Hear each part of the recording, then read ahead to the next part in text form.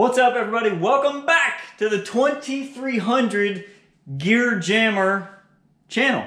We did the engine in the last video, and now it's time to put the clutch transmission stuff together. And I'm going to do the same as I did for the engine video. I will walk through the parts, we'll show some part numbers, and then I need to hurry up and put the car together while I've got time. So, to me, the transmission stuff is by far the most important thing on the whole car. The only reason I run an engine is to bolt the transmission to something. And I think it's probably the thing that people mess up the most. More than anything, transmission stuff is where people go wrong. So if you build an exact copy of my car and you put a C4 automatic in it and it doesn't run the same numbers, don't message me all mad.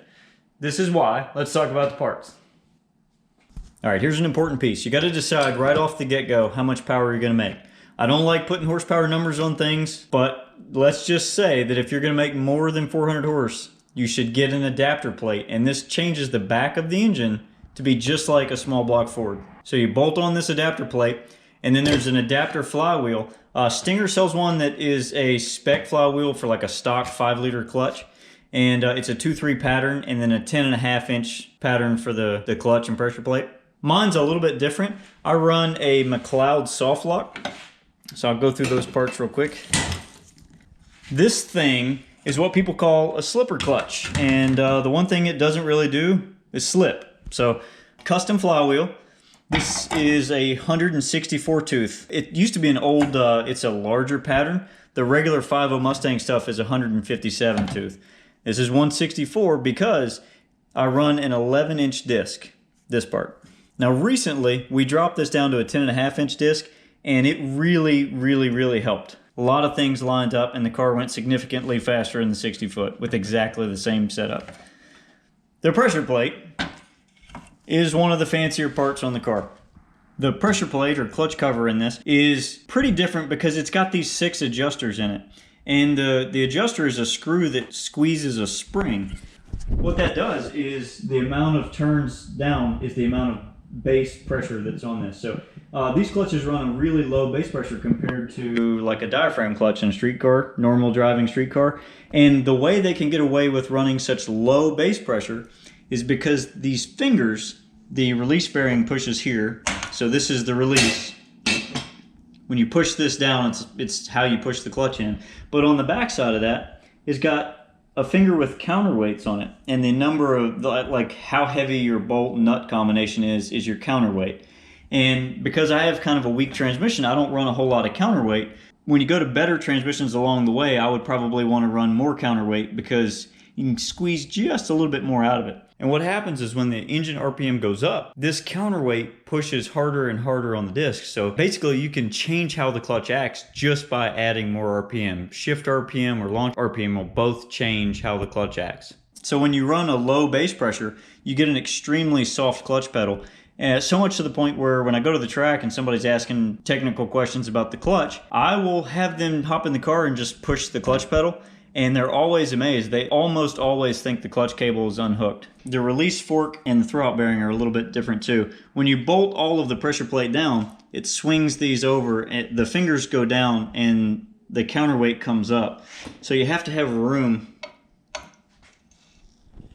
So you end up with this crazy notched fork.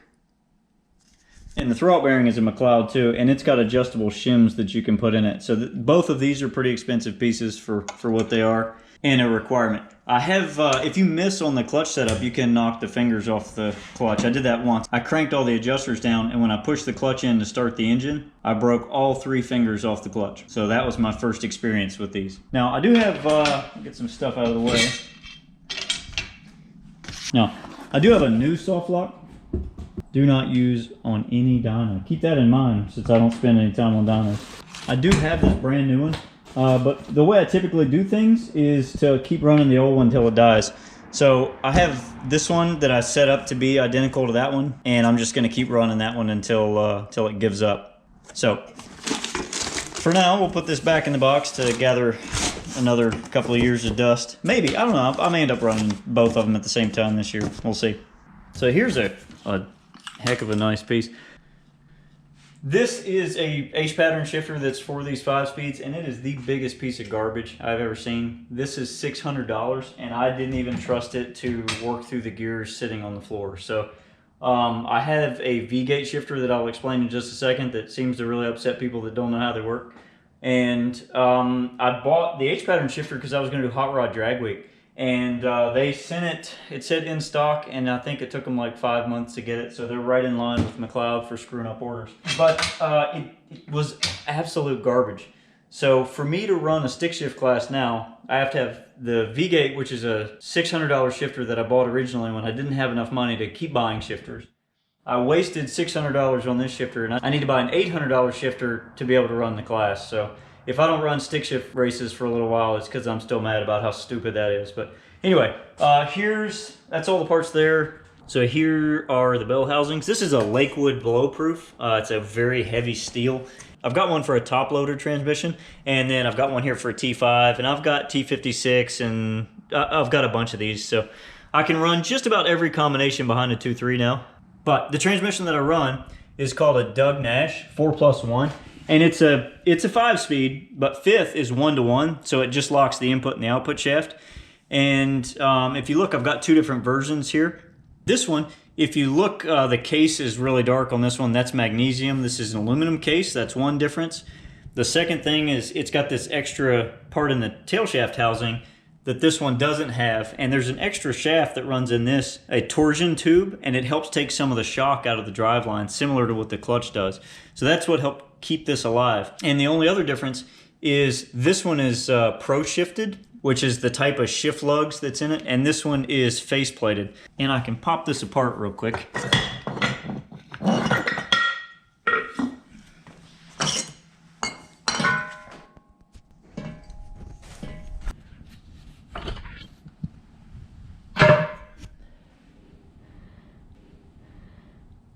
You can see the pieces. The cool thing about these transmissions is you can pull a snap ring out and you can change just one gear set. So unlike a T5 that all the gears are made together, they're made onto the shaft, for these you can just take some snap rings off and you can change only second gear or only third gear, however you want to do it for these. And these are the same set of gears that's in like a Liberty LSC 5100 or a GF5R G-Force. So you can still get some of the parts for these. All of the stuff that we put in this one to faceplate it came from Liberty, and it was just normal shelf items. So that's handy. Now,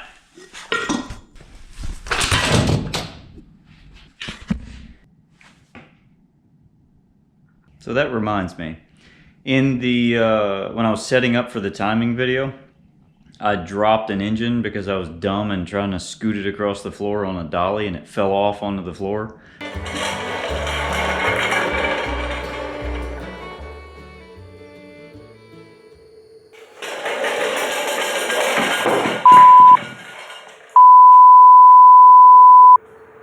This one was an accident. That one also an accident. But it just dawned on me that that engine, that block, is the one I put together for the engine video, and that transmission is the one that is going to be going down the track. So I have now dropped the engine and the transmission on the floor and haven't even got them put in the car yet. Yeah. And for the last part, let's see if any of this still works. So if you were to put it in, if you squeeze the handle and put it in first gear, second gear is straight back, and then third is straight up, and all it's doing is dropping down through this plate. So that's third, fourth, and fifth. It's up and back. Now the thing that I think messes people up, it's way more difficult to drive these on the street than it is to get an H-pattern shifter down the track. I think that's where people get lost. But oh, and the drive shaft is just a normal aluminum drive shaft. And I think that's about it. That's pretty much it. I'm gonna put all this stuff together, put it in the car. Part numbers.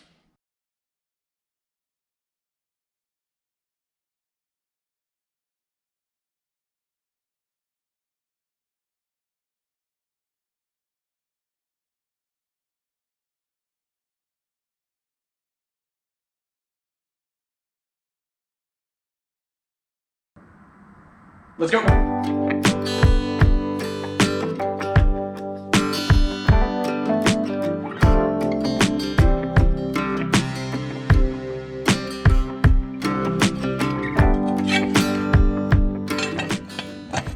Similar to what I said in the engine video about the cylinder head dowels, when you run this adapter plate, you got to cut these dowels back so that the bolt taper will fit. It doesn't do that. So you just cut these back, kind of an easy thing. And these things get stuck, so you may have to get aggressive with it.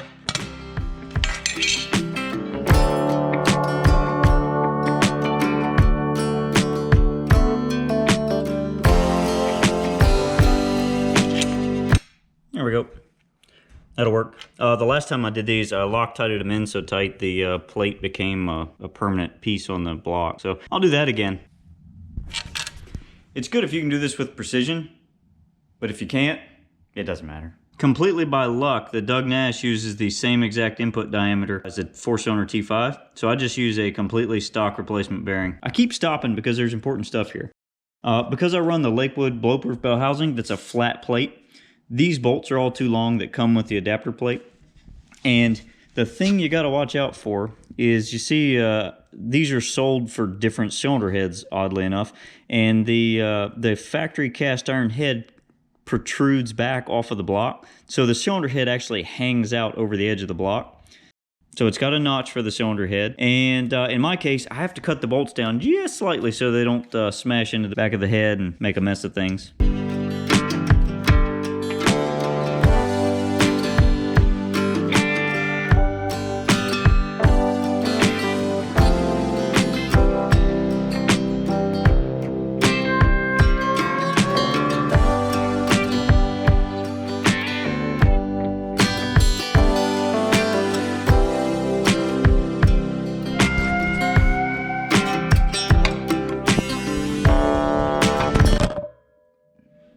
Really?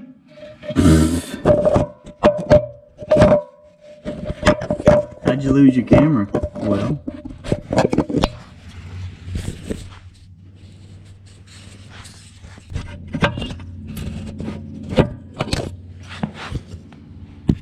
not dropping, not dropping, not dropping, not dropping. Oh, like NASA.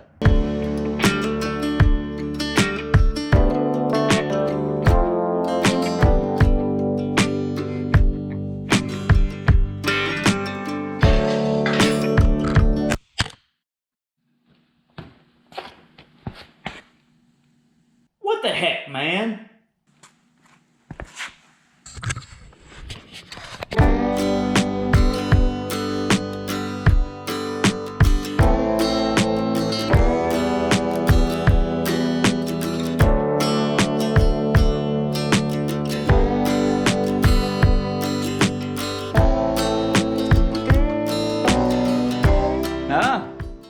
That's not bad for a second day.